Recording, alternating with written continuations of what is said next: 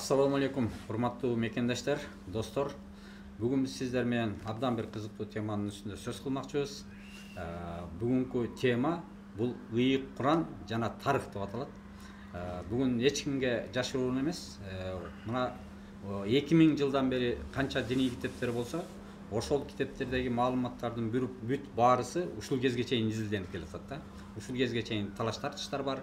Биз дагы мына ошол салтты улап бүгүн сиздер менен кеңири сөз кылмакчыбыз.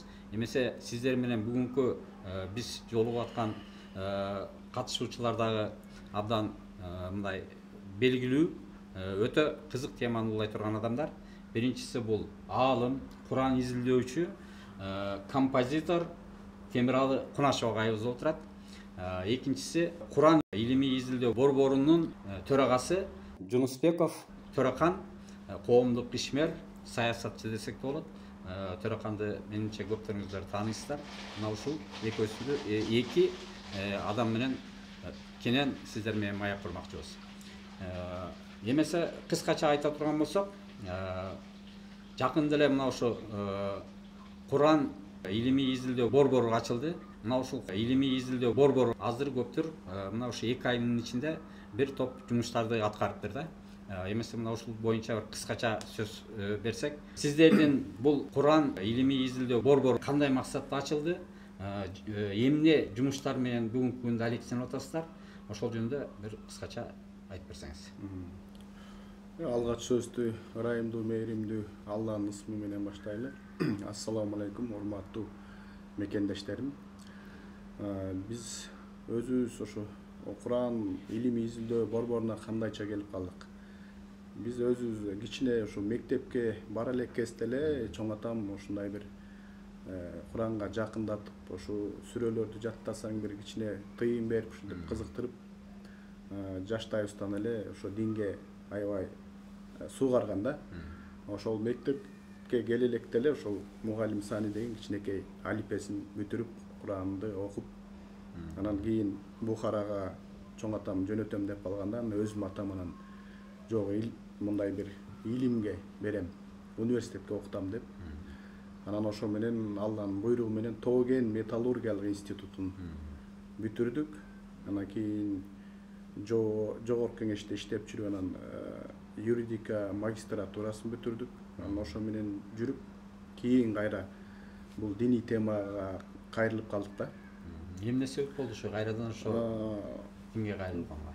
Эми жашоодо ар кандай болот экен, анан жашоодо ушу Алла Таала бир кандай бир моралдык бир банкротко келип, анан кийин бул дүйнө менен дагы бир бийлик менен да, байлык менен да чече албай турган бир проблемаларга тушуп, анан Алла Таалага кайрылып, анан кайрадан динге баягы мурун илим алып келген болсок, эми ыйман жагынан кайра кайрыла турган болдук да. Ошо менен пайгамбарыбыздын мурун дааватчылар келип айта берчү эле, чакырып тияка бияка. Анан мен өзүм башында дааватчыларды жаман көрчүм да.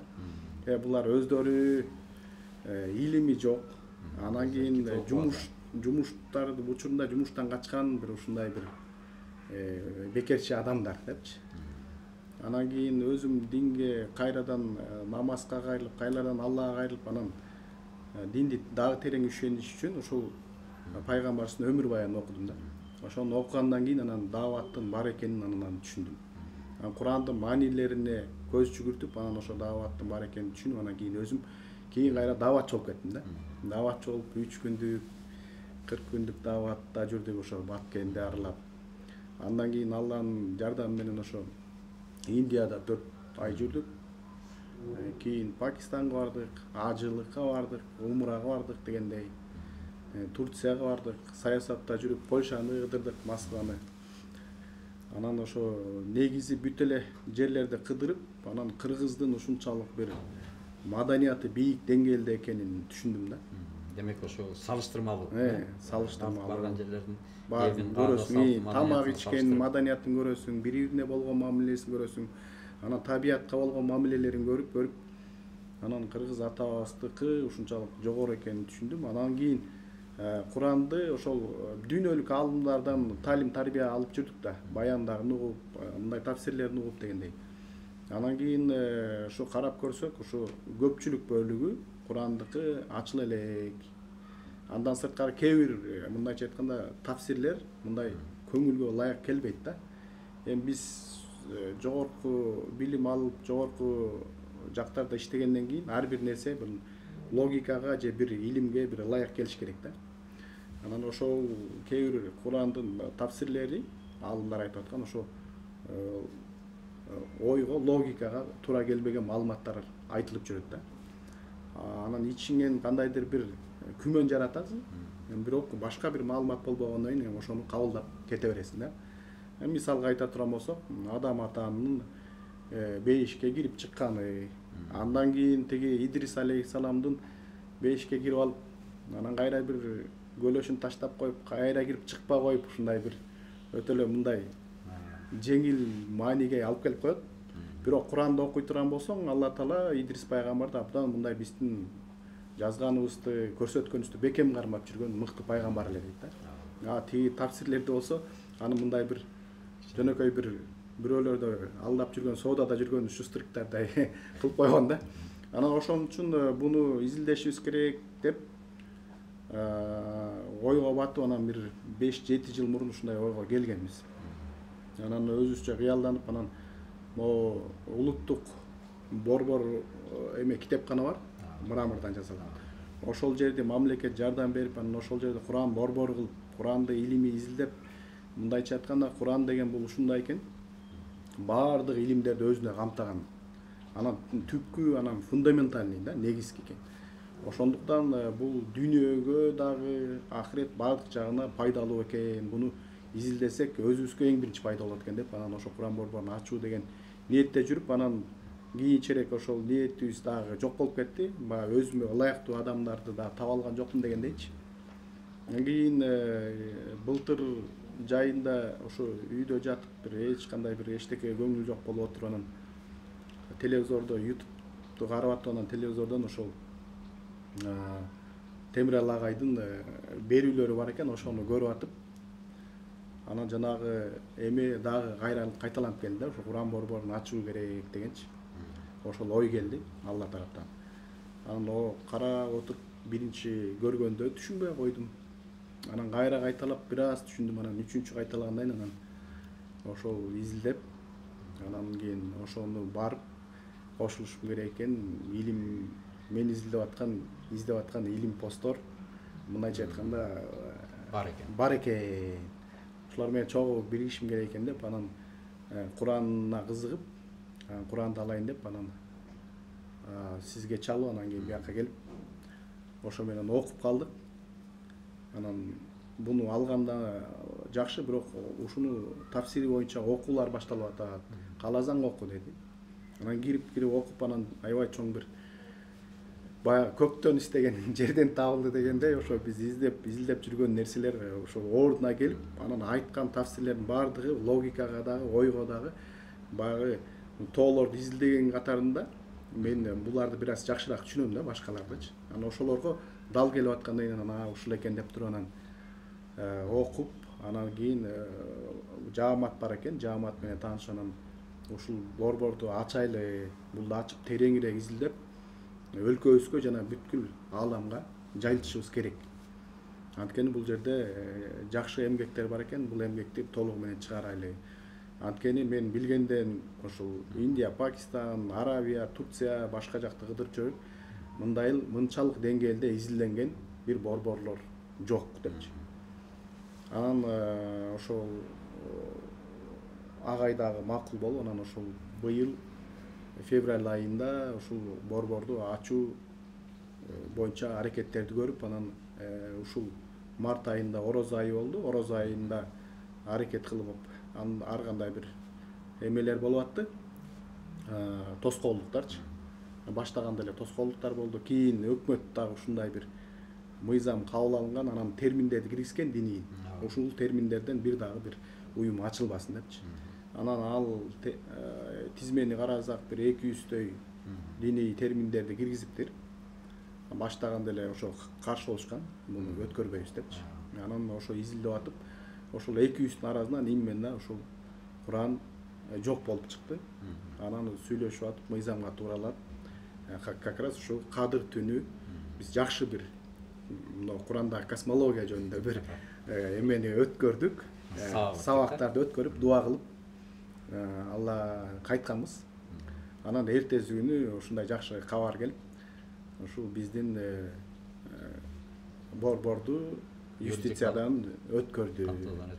Бунун өткөргөнү да ушундай бир жөн эмес, мындай баардыгы бир белги менен келди да. Анткени Кадыр түн деген кийинки жылкы адамдардын тагдырлары жазылат дейт да. Тагдыр түн деп да которулат экен да. Курандагы ошол адам заты башталгандан кыяматка чейин тагдырлар жазылган, тагдыр китеби экен да. Ошого дагы дал келип жакшы болду. Анан ошонун негизинде илим изилдөөлөрдү жөн эле бир бияктан бир отура бербей, жеринен барып көрүп, өзүбүз баягы ошолордун баардыгын салыштырып, анан ачып чыгайлы деген ойлор келген. Анан да Куранда эки ыйык жер жазылат. Бирөө Сайына тоосу ыйык дейт. Анан ыйык бир Курандын ошо жер шаарынын бир резиденциясы болгон Шамбала деген чоң шаар бар деп Куранда айтылат. Ыйык баягы мындайча айтканда саламат шаар деп айтылат. Ошол Синин тоолорунда жайгашкан деп айтат да. Ал жерде ушундай бир эме деп анан аны Сайына тоосу бүгүнкү күндө ошо карап көрсөк, агайдын белгилөөсү менен биз дагы карап көрүп, анан бул еврейлер, арабтар баягы Библия, Тоораттан кийин Куранды тафсирлешип, анан бул Синай тоосу деп которуп, айтып, жарыялап келишкен да. Бүгүнкү алымдардын баардыгы ошону Синай тоосу деп айтып жүрүшөт. Курандагы Сайна тоосу бул деген Синай тоосу депчи. Анан кийин Евразиянын борбору болгон Саян тоосунун жанында ошо Тува деген өрөөн бар. Ошол как раз Синайга эмес, Саян тоосуна абдан бир жакыныраак дал келип атат да. Тамгалар жагынан дагы эгерде Куранга сала турган болсок, Синай дегенде бир 3 тамгадан турат, Сайна. Ошол 3 тамганын акыркы 2 тамгасы ордунан алмашып берет да, ый менен нын тамгасы. Саян дей турган болсок, точно туура келет да. Балким биз ойлоп атабыз, бул балким мурунчараак, бул Сайна эле тоос болгон. Анан кийин орус өкмөтү Саян деп коюшу мүмкүн да. Анткени биз барып көрсөк, Энисей деп жазылып турат, ошонун эле жанында Энесай деп турат да. Энесай дегенге бир аз тили келбестен Энисей деп чыган да. Көп эле жер аттары бир аз тамгаларынан баягы орустун диалектикизине байланыштуу бурмаланып калган. Эгерде айтпасак деле Саян деле өзү деле толук эле туура келип атат да. Ошол эле учурда Тува өрөөнү дагы баягы пайгамбар Муса алейхисалам Тувага барган деп Куранда ачыктан ачык жазылып жатат да. Анан ошол жерди өз көзүбүз менен көрөйлү, жазайлы. Курандагы маалыматтардын баардыгын мындай дагы бир сыйра карап туруп, анан аныгына келели. Демек, бул бир илимий экспедиция. Да, илимий изилдөө борборунун илимий экспедиция катарында быйыл ошо ниет койгонбуз. Анан 5 күн. Ошо менен ошол жардам берген эмелерге дагы убакыттан пайдаланып ыраазычылык айтып кетебиз. Ошол менен жардам берип, биз бир илимий экспедиция түзүп, быйыл ошол август айында ошол ыйык Саян тоосуна, анан кийин Тува өрөөнүнө барып келдик. Алтайга дагы бардык. Эмнеге дегенде Манас атабыздын эзотерикасы деген ушундай китепти устаз жазган. Бунун ичинде маалыматтар, мындайча айтканда, Саякбайдын томдугу ушунча чоң болуп кетет да. Ошонун негизгилерин алып туруп, анан киргизген. Анан киргизгенде Манас атабыздын негизги миссиясы баягы жараткандан түшкөн ак динди жер жүзүнө таратуу экен да. Укпагандарды күч менен. Анан ошонун баардыгын Кызыр алейхисалам мындайча айтканда колдоп, ошону көргөзүп, Анан кийин жана чилтендер менен полный ошол бир Кызыр Алейхисаламдын бир программасында жүргөнү көрүнөт да. Манас атабыздын төрөлгөнү Алтайда деп айтып келет. Манас атабыз жөнүндө дагы чогуу изилдеп келели деген максатта бар. Демек эки максат болуптур да. Ооба. Бул биринчи ошол жана ыйык туба өрөөнү менен саян тоолордун изилдөө, экинчиси ушу Манас атанын ошол кандайдыр бир белгилери табылабы, кандай нерселер бар деген максат болуптур. Ооба, ошол менин жанагы суроолорума жоопту таптым ошол жака барып. Анткени кичинекей эле кыргыз эли эмне үчүн маданияты абдан бир жогору, ошол эле арабтардан, ошол эле Индия, Пакистандан, же бир Турция, же башка бир Польша эмеденчи. Көрсө кыргыздын түбү ошол жанагы Саян тоосу, Саян тоосунун ортосунан Энесай дарыясы өтөт экен да. Ошо Энесайдын жээгиндеги кыргыздар деп айтып келет тарыхтачы. Манас атабыз деле ошол жактан баягы чоңойгон экен, төрөлгөн экен. Көрсө ошол жана Саян ыйык тоосунда экен кептин барычы. Ошол жерде башынан эле адам атадан бери эле пайгамбарлар үзүлбөгөн, дайыма келип турган тоолары кабыл болгон ыйык тоо экен. Курандагы Сайна деген ошол Саян тоосу экен. Анан ошонун негизинде пайгамбарлардын айтып аткан сөздөрү, маданияты элге толук сиңип салт байлып кеткен да. Демек ошол биздин бүгүнкү күндө кармалып келип аткан улуттук маданиятыбыз, каада салттарыбыз ошол жактан калыптанып ушул күнгө чейин сакталып келет. Ооба. Ошол себептен бүгүнкү күндө дагы биздин элибиздин салттары, элибиздин баягы мамилеси, маданияты абдан жогорку деңгээлде ошолдуктан экен да. Кептин баары ошол жанагы Саян ыйык тоосунун тегерегинде жылдап, мекендеп, илгертен жашап жүрүп аткандын сыры ошондо экен да. Андан сырткары ошо Курандагы Самуттар деген айтылып келет. Мына как раз Темиралы агай жазган, ошого маалыматтардын баардыгы Манастыкка ошого дал келип жатат. Алланын жардамы менен ошолордун жана азыркы тиги пирамидаларды айтып атпайбы? Ошолорду андан мыктыларын бул жактан көрдүк. Өзүңөр көз менен көрдүк. Өзүбүз көрдүк. Демек бүгүнкү күндөгү ошо бүт тарыхчылар, башкалар, фолк историктер бүт баары ошо ар кандай мифтерди, илимий эмелерди жаратып аткан Египет пирамидалары менен Индиянын майяларынын пирамидаларынан башка эле биздин ошо Сибирь, Алтай тарапта дагы ошондой эле эски пирамидалар бар экен деген жыйынтыкка келдик. Ошол жерди көрөбүз деп ойлогон эмеспиз. Бирок Алла Таала көргөздү бизге. Көрүп аябай мындай бир чети таң калып, бир чети аябай мындай ээргип алдык. Анан карап атсак ошол жактан аябай көп чыкты. Улам бирин көргөзгөндөн экинчиси чыгат, экинчисин көргөндөн. Демек адамзаттын байыркы тарыхынын калдыктары ошол жакта изилденбей туруптур да. Изилденбей, жашырылып, ачыкка айтылбай келген да. Биз барып көрдүк, эми бул жөндө кенен изилдөө кылып туруп, кенен бул жарыялоолорду кылабыз, Кудайым буйруса. Ушундай бир чоң миссияны дагы баштап атабыз. Анан эң негизги ошо Саян тоого чыгып баратканда кандайдыр бир бизге дагы бир ошо илгерки ата-бабабыздын эргүүлөрү келип, анан Манасты айтып баштадык да. Мен вообще өмүрүмдө Манас айтпачу эмин. Ошол жерде Манас айтып баштадым да. Анан карап көрсөм, агай Манас айтып баштады. Аркабызда биз менен барган бир генеалогия илимдерин изилдеп жүргөн Кубанч Чороев адак айтып баштады да. Бул ошол жердин мындай бир кандайдыр бир касиетинин бар экени дагы өз жан терибиз менен. Демек экспедицияда сиздерде 3 адам болгон, Үч адам бар. Негизги биздин багыт 3 адам. Негизги багытта 3, анан мындай бир эмелер болду да. Анан кийин бизден кийин тиги эме болсо, биз менен эмес, өзүнчө бир спонсорлор чыгып калды деп, ал самолет менен башында чоң өзүнчө групп элестер, анан кийин 8 киши бөлүнүп кеттиңер, Анан ошо менен. Эми балким мунун да бир өзүнүн эмеси болуш керек. Өзүнүн хикматы болуш керек. Анан кийин эң негизги биз ошо болжолдоп келген жерибизди дагы ошол жактан таптык.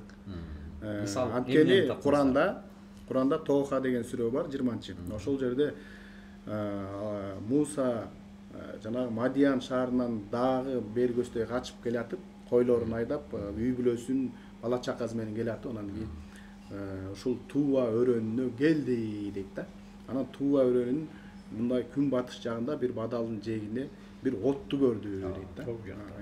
Анан үй бүлөсүнө айтты, силер туруп тургула, мен биреден бир отту көрдүм. Ошондон бир кичине чычалап келем. Балким ошол жактан дагы туура жол табармын деп. Анан барды, баргандан кийин Алла менен жолукту дейт да. Ошол батыш жагында эле деп мындай сүрөттөйт Курандачы. Анан ошону биз картадан карап атып агай менен ушул могу жакта бир Ак Топурак деген бир чоң шаарча, бир айылча бар экен. Барганга чейин эле. Болжолу ошол жерде деген бир ниетте изилдеп баратып, бирок ошого жетпей, астыдан мындай жолуктук, ошол көрдүк да, ошол жер экенчи. Анан эң кызыгы ушу Муса алейхисалам асырдан кийин Шамдын тегерегинде барып атат ошол жерге, баягы отко. Биздин барышыбызда так ошол Шамга туура келди да. Шам учурунда. Силер атайлап ошондой барып калган. Барат эле, биз башка жакка график менен баратканбыз, бирок Шамдын учурунда как раз жанагы биз болжолдогон, биз билбей эле баратканбыз, бирок кандайдыр сести, агай да сесип калды, бул мынау жөн эмес, токтогула. Аны токтогондо эмне, ар жакта экен. Давай машина менен эле барайлы деп, машинанын жээгине чейин барып токтодук. Анан жээгине бардык. Ал ошол жана Муса алейхисалам менен Алла Таала жолуккан жер экенин сестик, көрдүк, түшүндүк. Анан ошол жерге шам намазын окуп дуа кылдык. Мындан ары ушул жерде кайрадан жаңы дин орнуп, кайрадан жаңы тарых жаңырып, эме мындан ачылыштар мындан ары жаңырсын, көбөйсүн деген максатта. Эмесе бул боюнча дагы маектин жүрүшүндө дагы кайрылабыз. Эмесе сөздү азыр мына Темир агайга берели. Сиз дагы ушу эмне кошумча айтасыз? Ушул могу экспедиция тууралуу. Андан башка кийин бул китептер боюнча өзүнчө келели. Негизи экспедиция тууралуу биринчиден бул тоо жөнүндө Муса пайгамбар барган тоо жөнүндө. Бер жагы мен 30-40 жылдан бери эле билем. Бирок мен Тувага, Хакасияга, Алтайга барам деп ойлогон эмесмин да. Ал эми бул заманда бир топ калыңыраак чөнтөк керек. Анан кийин ал мезгилин такташ керек. Анан бул төрага шаштырып калды, өзү тоо боюнча адис экен. Мунусу мага жакты. Ошол тоону билип, тоого чыккан, тоонун баягы илимин билген киши. Анан биз картадан тактап мен бул төрөканга айттым. Мынау жерде Ак Топурак деген жерден башталат экен Тува. Бул ошо Пакистан жактан келе атканда ушул жак менен барат. Биз ушул жерге жетишибиз керек экен. Анан бул картаны карап айтты, биз Кошогаш деген жерге барып, анан Ташанта деген Монголияга өтчү чегара таможнясы бар экен. Ошол жерден бир 200 километр экен. Кайра Монголияга кирип эле чыга калабыз, ошо Ак Топуракка жетип барабыз. Макул деп ал Горно-Алтайскиден бир 600 километрдей жүрүп жетип бардык. Анан ал жерде ошо бул Кудайдын тагдыры да 18-июлга чейин таможня жабык, Монголиянын. Силер барсаңар таможня жабык. Бир 10 күнгө жакын жабык болот. Улуттук байрам болот. Анан кайра картаны карасак, ошо биз 200 километрде жете турган жерге 2000 километр айланып Кемерово абакан жак менен барыштык. Анан ошол Кудайдан тагдыр ошондой да. Анан барып ошол ал кызык тоо экен өзү. Ошол Саян тоого уланып турган тоо экен, бирок өз алдынча кичинекей тоо. Бөлүнүп турган өзүнчө тоо. Бөлүнүп турган ошол мына Оштогу Сулайман тоо деп коюп атпайбызбы, ошондой тоо экен. Анан эң кызык жери биз ошо Тува өрөөнүндө Енисай дарыясы менен жээктеп келип, Енисай ошо жактан бурулуп Хакасияга бурулуп кетет экен. Анан ошол тоогунда өзүнүн алдынча бөлүнүп калат экен. Таптакыр ал бир дагы жери кетилбептир ал. Бул адам атаны көргөн тоо. Сай ошону айтып атат. Ал бир 500 миллион жылга жакын жашы бар. Енисай ошол жерден бурулуп кеткен, ошо Енисайдын жээгинде ошол тоодун бир жагында Кыргыз күрөө деген айыл, илгертен кыргыз жашайт экен. А бери тарабы Өркөш шаар деп коет экен, тигилер Орхош шаар деп коет экен, Х менен көп сүйлөшөт. Өркөчкө окшоп турат. Өркөчкө окшоп турат. Анан мен Төрөканга айттым, мынау Муса пайгамбар келгенде ошо күн батыштагы тоодон от көргөн деген. Мына азыр жөө барабыз деп отуруңуз деген. Башта Анан biraz бийигирээк жерде экен, жанагы интернеттин антеннасы да бар экен. Анан биз баары ошо 1 саат ашык ошол жерде кеч болгондо зыярат кылып, Куран окуп, бул азан чакырды. Анан буддизм дагы ал ыйыктоо деп билет экен эзелден. Ал жөнүндө легенда, мифтери көп экен өздөрүнүн. Анан Тарбағатай кыргыздары келгенде ал жерге келип тооба Худай чаарлакысын деген келме айтышат экен. Бул тообасын эми түшүнүктүү да, адам атанын тообасы ошол жерде калган. Ошол ыйыктоодо. Муса алейхисалам. Анан Худай чаарлакасын деген Кудай жалгасын деген сөз. Бул монголча. Тоо кылдым, Кудай жалгасын, тилегимди барсын деп. Буддизм өзүнчө бир Падме Хумбир баракат деген сен жазып атып. Ал кыргыздар баягы өздөрүнчө ошол эски. Анан мен таң калганым ошону эзелден кыргыз тегерек деп жашайт экен, башка жашабайт экен. Бүгүнкү күнгө чейин бар экен. Анан аны Хайрахан деп коюшат экен атын. Бирок кыргыздар аны Кызыл Тоо дешет экен. Жергиликтүү кыргыздар. Жергиликтүү кыргыздар Кытай жактан келген. Анан эми мен ошол 40 жылдан бери барайын деп эсем дагы мен аны жазып, анан ошол бирдем деле ошол жака жөнөп кеткенбиз, кызык болду. Анан мен адам атаны ошол жакта, адам атанын урпактары ошол жерде ажы кылган деп атпаймынбы? Эң кызыгы биз Ашура күнүнүн 10-унда жолго чыктык. Мусулманча жана. Ал Ашура күнүнүн 10-у 5-йыл болду. Адам атаны ошол күнү жаралган деп айтат дин. Бул жөн эле бир кокустан пайда болуп калган болдубу же атайын ошол күнгө тууралабана чыкты? Биз ага тууралаган жокпуз. Мен али жөнөрдүн алдында карасам, сен да бар элең го. Ашура күнүнүн 10-у адам ата жаралган деп телефондон көрүп атам. Аны таң калдым. Албетте эми бул жөнүндө дагы кийин көбүрөөк айтарбыз. Негизи биз 3 ошол адам ата жашаган жер, Муса пайгамбар барган жер, ал жерден пайгамбарлар үзүлгөн эмес анда. Анан Манас ата дагы ошол жакта туулган, ошол жерден башталган. Манас атанын тушунда да ошол ыйык жер болгон. Ажы кылган. Анан кызыгы мына бүгүнкү күнгө чейин ошол жактагы табылган жана археологиялык табылгалар, табылган жанагы көрүстөндөрдөгү сөбөктөр, ошонун баарысын изилдегенде дагы бул Кыргызстан тарыхы деп бүгүнкү күндө чыгарышат атпайбы? Ал бул байыртан эле мындан бир 5000 жылдан берки тарыхты айтып атат да булар. Ал көрүстөнүн жөн эле андан нар жагын айтам. Ал 2000-3000 жылды коелу. Ал мен бул Манастын эзотерикасы деген китеп сен да окудуң, көп эмелер окуду. Манас ата мындан 13677 жыл мурун Беринг кысыгы аркылуу 2023-жылы презентация өткөрүлдү. Америка континентине жердин түбү желпинишке өткөн, жет кайт деп Беринг кысыгына барган дедим эле. Анан мен баргандан кийин Тоолуу Шория деген жерден өттүк. Кемере бар. Бул да бекер эмес. Ошол жерде жанагы Баалбек бар го, 1,5 миң тонналык бир блогу. 2000-4000 тонналык блоктор бар экен. Мегалитикалык. Муну ошол жана Шориянын тайга башталган жерде. Мына бул 30 километр жерди 8 саатта басып өттүк. Бул тоодун үлесин деп машинаны айдап, ошол жерде айлан тегереги бүт карагай өскөн жиш. Ал карагайлда 1 метрден жер басып өсүп кеткен. Бул атам заманда 30 метр, 40 метр, 50 метрдей жерде мына мындай асканын жанагы таштарын чегип туруп койгон блоктор бар. Муну орустар эми 2013-жылдан бери изилдей баштаптыр.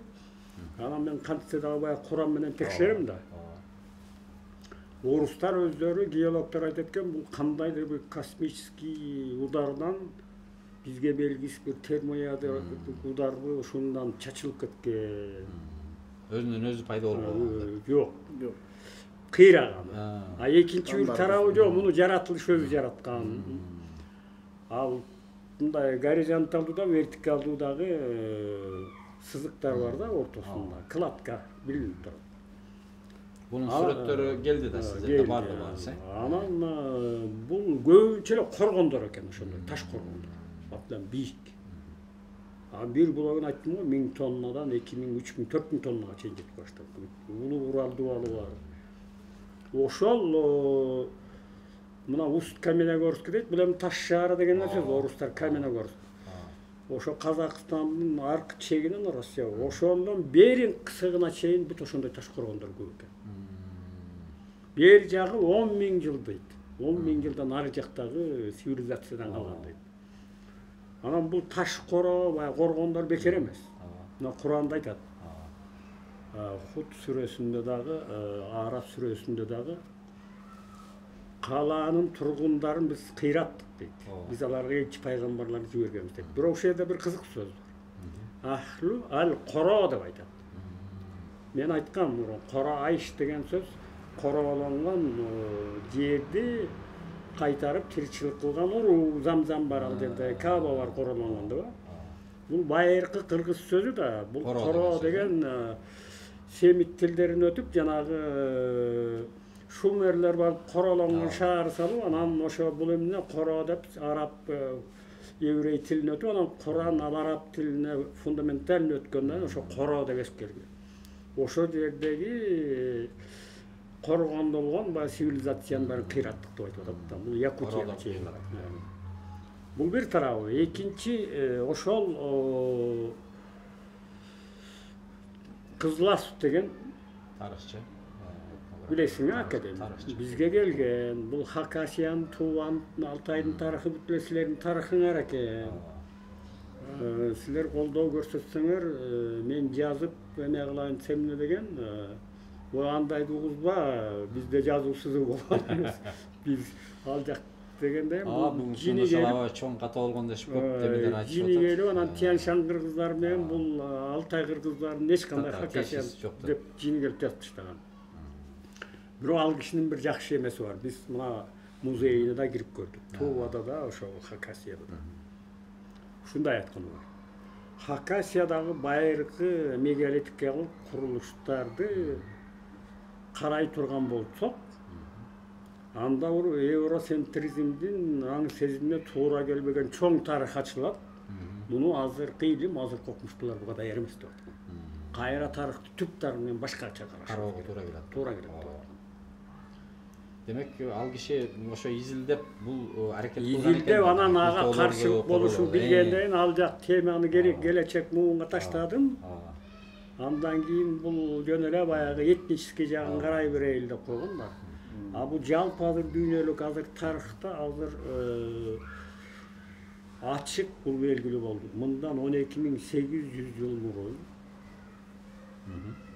бул Евразияда бардык континенттерде кээде Клоус комета деп коет, жөнүнө бир астероид түшкөндө дүйнө тегиз кыйрап, ошол жанагы орус геологтору кандайдыр бир космический катастрофа, бир чоң волновой удар менен кыйраган цивилизация болгондук.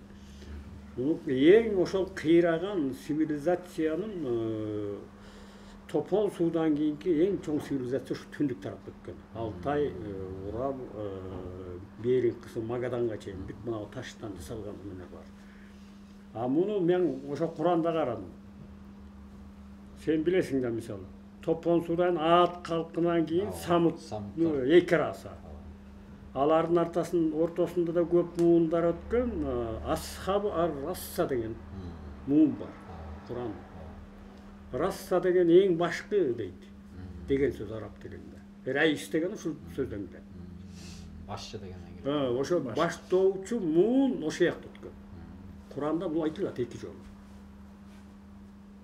Ошолордо жанагы абдан чоң курулуштардын калдыктары коргондордун. Ошону биз өз көзүбүз менен көрүп, bir 8 saat durdu ошо Тоолуу шор. А шор дегендер 1000ге жакын адам калыптыр. Кыргыз тилинде сүйлөйт экен алар. Биз көрө албайбыз. Сүйлөшүп албадык. Ал өзү Алтайда адам аз экен. Ошондой бул чоң тарых эми бүткүл окумуштуулар азыр биrin кысымына чейин Якутиядан бери муну ачыкка чыгып жазышып атат. Биз дагы изилдөөлөрдү көпкө уюштурушубуз керек. Биз мына ошо 21-жылы ошо Ыйык Куран боюнча ошо адамзаттын тарыхы боюнча бир белгилүү тартып баштаганбыз да.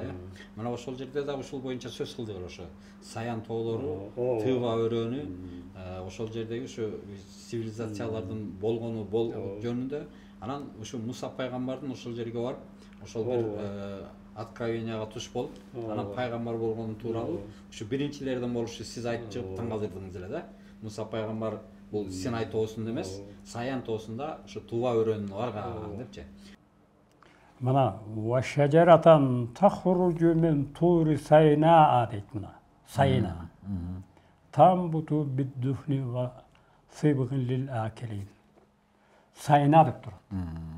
Ошо Сайна тоосунда бир дарак өсүп турган айтылат. Муну ушу бүгүнгө чейин эле бүт баарысы Синай тоосу деп жазып келет. Бүгүнкү ушул барган экспедициядагы маалыматтар дейбизби, же ошо көргөндөрүңүз боюнча ошого дагы бир кошумчалар пайда болдубу? Албетте кошумчалар пайда болду. Мына мен Муса пайгамбар деген китеп бул 2 киши жазып кетти. Буюрса чыгып калар. Бул ошол экспедициядан кийин башталды. Экспедициядан кийин. Ошол жерде биз жанагы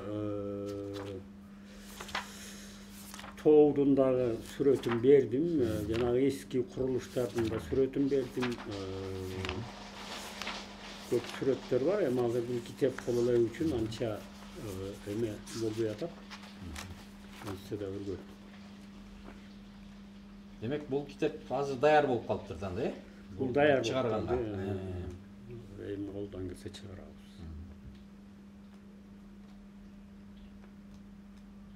Буюрса ошо эмени дагы бир сыйра карап туруп киргизейин деген ниеттер бар. Ошол жанагы Муса алейхиссалам ошол Египеттен качып келатып, Мадияндан бир кызды көрүп, малын суугартып, анан ошол жерде 10 жыл жашап атпай. Тоонун жалпы көрүнүшү экен. Мына бир тарабынан көрүнүшү, ушу Муса пайгамбар бар. Адам атанын тушундагыларды ушул жерге ачып өткөрүшкөн. Эми бул китепте жакшы көрүнөр, азыр жөнүндөн алып коелу. Негизи Куранда ошо эки эле тоо айтылат. Сайна деген бул Саян тоосу, анан Синейин тоолору деп айтылат. Бул ошо бул дагы жанагы Шамбала деп атпайбы? Аны Куран саламат шаар дейт. Ошо Кытайдын жана Тибетте Кунлун тоолору баштала турган жерде Синейин деген шаар бар. Ошол тоолордон мына төрөкананы интернеттен таап мага көрсөттү. Бүгүнкү күндө бар ошо Синейин деген да бар, шаардын аты бар. Ошо тоолор башталат, Кунлун тоолору. Анан Сайнасын барып көрүп келдик. Экөөбүз сүйлөшкөндө мен көрүп эле келем. Бирок айтылган бул. Ошо кандай мындай сезимдер болду эми ошо барганыңызда? Барганда мен кызыктай болду. Биз ошо Эне Сайды бойлоп кетип атканда баягы Ак топуракка жакын калдык дегенде баягы мен мурунтан жазганмын ошол жерде. Сиз көрбөй туруп жазгансызбы? Анан узактан мунарыктап мунарыктап көрдүм уже. Общий чертасын ошолтоо экен. Анан бул төрөканга айткан жок, бул урулда катуу скорость менен кетип атабыз. Анан ошо тоодун баягы Муса пайгамбар баргандай күн чыгышына тап ортосуна жеткенде токтот төрөкан дедим. Эмне болду? Мына тоо Муса пайгамбар кеттик деп мен эшикти чуркап, отуруңуз, машина жолу бар экен. Машина менен да барасыз. Машина дедим, Будай жалгасын айда дедим, 3 километрдей бардык. Аябай шашпай көрүп, анан мен таң калдым да ал турган жери.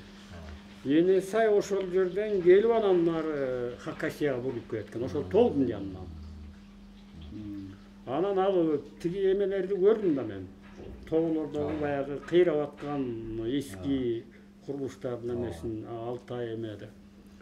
Ал тоодун бир да жери кетилбептир. Ошол бойдон турат. Уюган орошундай турат. шагыл болуп мындай бир таш көчүп баскы көчкөн Жок, мындай бар дечи ал эми тоодун эмесин. Бирок кандайдыр бир 500 миллион жылдын ичинде болгон катаклизмдин бирөөсү да таасир берди. Мисалы Урал тоолору кандай кыйрап кеткен, башка жакта тоолор кандай кыйраган. Литтый мындай катуу тоодой турат. Куйгандай да, мына коргошу менен куйгандай турат. 12 километр экен. Айланта бир басып өтсө. Ошол жерден дагы мен бир плакат окудум да. Жанагы кадимки Далай Лама деген бар эмеспи? Ошонун сүрөтү турат. Анан 92-жылы ошол Далай Лама өзү барып экен. Өзү барыптыр ошол жерге. Ошол маалыматтар турат. Биз дагы алып келдик. Далай Лама мынтип айтып атат да. Биз муну Саян тоосу, Тува өрөөнү баардыгы эле өзү ыйык деп айтып атат да. Баары ыйык. Бирок ошолордун эң ыйык жери ушул жер деп жазып. Анан өзү эмне кандай ыйыктык бар экенин жөнүндө маалымат жок. Эмне ыйыктык жөнүндө толук жазбаптыр. Мындай бир келгени жөнүндө энергетикасын сезет окшойт. Өзүнүн немесин айтыптыр. Анан өздөрү келип дагы бул жерди мындайча айтканда жана Кааба сыяктуу кылып айланып бир эме очищение болуп мындай өмүр бою калып кете турган ушундай энергия алат деп жазыптыр.